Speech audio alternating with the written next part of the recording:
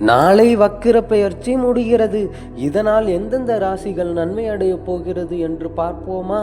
முதலில் மேச ராசி. தடைப்பட்ட வேலைகள் மீண்டும் துவங்கும்.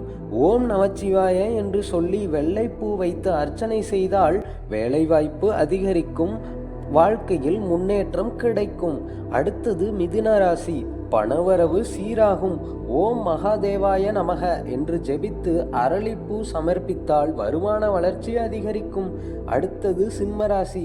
தைரியம் மற்றும் பதவி உயர்வு கிடைக்கும். சிவப்பு பூவும் பால் அபிஷேகமும் செய்தால் அதிர்ஷ்டம் திறக்கும். அடுத்தது துலாம் ராசி. குடும்ப அமைதி மீண்டும் திரும்பும்.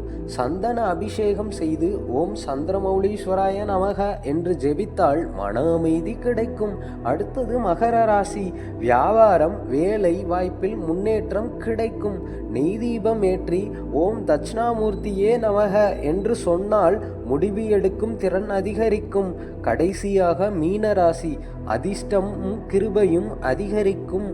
மஞ்சள் அர்ச்சனை செய்து ஓம் திரியம்பகாய நமக என்று சொன்னால் வாழ்க்கையில் உயர்வு கிடைக்கும். எல்லா ராசிகளும் மாலை நேரத்தில் ஒரு நெய் தீபம் ஏற்றி ஓம் நமச்சிவாய என்று 108 முறை சொன்னால் தடைகள் அகலும். ஓம் நமச்சிவாய. மறக்காமல் உங்கள் ஆன்மீக நண்பர்களுக்கும் பகிரவும்.